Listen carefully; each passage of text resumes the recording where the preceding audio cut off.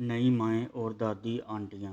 Doctor साहब कहते हैं कि बच्चा पैदा हुआ है तो माँ का दूध यकीनन होता है, अगर कम है तो खुराक की कमी है, खुराक पर तवज्जो देनी जाए तो बच्चे की भूख और ज़रूरत के मुताबिक दूध होता है। अब इस हवाले से मैं कहता हूँ कि मर्दों को ख्याल रखना चाहिए, अपनी बीवी की खुराक पर तवज्जो देनी चाहिए, सास दादी आंटियों को भी अपने जुमलों पर तवज्जो देनी चाहिए, लेकिन साथ ही माँ बनने वाली खातून को भी खुद में सीखने समझने की गुंजाइश और सलाहियत रखनी चाहिए। जैसे हमें वो आंटियाँ गलत लगती हैं जो हर वक्त और खामखा एतराज़ लगाती हैं, इसी तरह इन पर भी अफसोस होता है जो किसी भी बात पर अच्छी बुरी नसीहत पर यह समझती हैं कि हमें सब मालूम है, हमें बताने या समझाने की ज़रूरत नहीं, वगैरह वगैरह। वही बात के इत्दाल की कमी, जब ये कमी दोनों तरफ से होती है तो सिवाय झगड़ों, फसाद और गलत फहमी कुछ हाथ नहीं आता। जहाँ इन आंटियों ने जीना हराम कर रखा होता है, वहीं माँ बनने वाली नई लड़कियों ने भी खूब कांटे की टक्कर दे रखी होती है।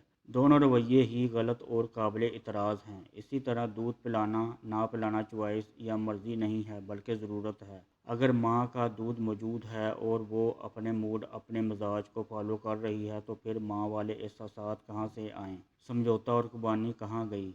हाँ, दूध ही नहीं है तो फिर फीडर डब्बे वाला दूध जो मर्ज़ी करें। अगर माँ का दूध मौजूद है और फिर भी फीडर दिया जाए, डब्बे वाला दूध दिया जाए तो इसके बाद जितना मर्ज़ी गले से लगाया जाए, क्या बच्चे को वो हकीकी लम्ज़ और दूध की वो ग़िज़ा मिल जाएगी जो माँ के दूध से मुमकिन है। माँ का दूध ही नहीं है तो फिर अलग बात है। बड़ी आंटियाँ जो बातें कहती हैं वो 100% गलत या 100% दुरुस्त नहीं होती। अब सुनने वाली माँओं ने भी ये कसम खा ली होती है कि वो अच्छी बात करें या बुरी, सुनना ही नहीं, समझना ही नहीं, मानना ही नहीं, ये अना का मसला बना लिया जाता है। इस अना में नुकसान किसका होता है? पूरी नस्ल का, पूरे ख़ानदान का। इन आँखों से देखा कि माएँ बुज़ुर्ग ख़वातीन की वो बातें जो दुरुस्त होती हैं, जो बच्चे और माँ दोनों के हक़ में मुफीद होते हैं, इन पर अमल सिर्फ़ इस वजह से नहीं किया जाता कि जी ये आंटियाँ कौन होती हैं हमें समझाने वाली, हम ज़्यादा तालीम याफ्ता और बाशऊर हैं, हमें इनसे ज़्यादा इल्म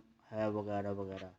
या फिर इत्दाल की कमी, जो बात अच्छी है कम अज़ कम इसे तो मान लिया जाए, जो अच्छी नहीं है ख्वाम ख्वाह फजूल तनकीदी जुमले हैं, इन्हें एक कान से सुनकर दूसरे कान से निकाल दें। ऐसे लतादाद बातें हैं जिनमें घर को मैदान जंग बना रखा होता है।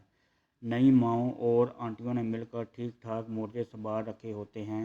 पिसते बच्चे हैं, नुकसान इनका होता है, साथ ही माएँ अपना भी नुकसान करती हैं, अना का मसला बनाकर अपना खूनी जलाती हैं, वहम और वसवसे का शिकार रहती हैं, अच्छे खासे गैर ज़रूरी डिप्रेशन पाल लेती हैं, सोचों का समुंदर होता है पूरा। अब इसमें घर की सारी ख़वातीन शामिल होती हैं, बढ़ चढ़ कर हिस्सा लेती हैं, अब फ्रस्ट्रेशन शिफ्ट कर रही होती हैं। इत्दाल और मेयाना रवि ही ज़िंदगी को, घर के माहौल को खूबसूरत बनाते हैं, जो हर तरफ से ज़रूरी है, वरना घर जंगल बन जाते हैं या फिर मेंटल हॉस्पिटल में तब्दील हो जाते हैं। अपने रवैयों पर तवज्जो दी जाए तो इसी घर को जन्नत बनाया जा सकता है। ये कोई मुश्किल काम नहीं है, लेकिन इस तरफ तवज्जो कौन देगा? किस जगह सास ने बहू का जीना हराम कर रखा है तो किसी जगह बहू ने सारे ससुराल को नत्थ डाल रखी है। हर कहानी में ज़ालिम किरदार मुख्तलिफ हैं, ना हर बहू मजलूम है, ना हर सास ज़ालिम है। अपने बच्चों, अपनी नस्लों की बेहतरी के लिए अच्छा मशवरा देने, अच्छी नसीहत करने वाली समझदार और मैच्योर सास की बात भी इस वजह से रद्द कर दी जाती है कि ये कौन होती है मुझे समझाने सिखाने वाली। इसी तरह एक बाशऊर सुलझी हुई बहू की बात सिर्फ इस वजह से नज़रअंदाज कर दी जाती है कि ये कल की लड़कियां अब हमें बताएंगी। ये अजीबोगरीब हसद ख़वातीन में पाई जाती है। बहू अगर सास को दुश्मन समझ ले तो वो इसकी गलत बातों की वजह से इसकी 50 अच्छाइयाँ भूल जाती हैं। सास अपनी आई पर आ जाए तो किसी एक गलती पर बहू की वाट लगा देती हैं। यकीनन माँ को तरबियत की ज़रूरत ज़्यादा है। इस बात से भी इख्तलाफ नहीं कि हर माँ नहीं उलझती, लेकिन इस बात से भी मुत्तफिक नहीं हूँ कि तमाम पढ़ी लिखी ख़वातीन खामोश रहने को तरजीह देती हैं या सिर्फ खुद को तकलीफ़ में डालती हैं, सहती हैं। हाँ, इसके लिए समझदार और बाशऊर खातून का लफ्ज़ इस्तेमाल किया जा सकता है कि बाशऊर और समझदार औरत नहीं उलझती, ना वो हर बात और नसीहत को रद्द करती है, ना वो अना का मसला बनाती है, ना वो झगड़ों फसाद को शिद्दत देती है, ना पैदा करती है। پڑھی لکھی تعلیم یافتہ اور باشعور سمجھدار دونوں میں واضح اور زمین و آسمان کا فرق ہے۔ شعور آج کی تعلیم کا محتاج نہیں ہے۔ باشعور عورت پڑھی لکھی بھی ہو سکتی ہے اور ان پڑھ بھی، لیکن ان پڑھ عورت باشعور ہو تو وہ ان پڑھ نہیں کہلائے گی۔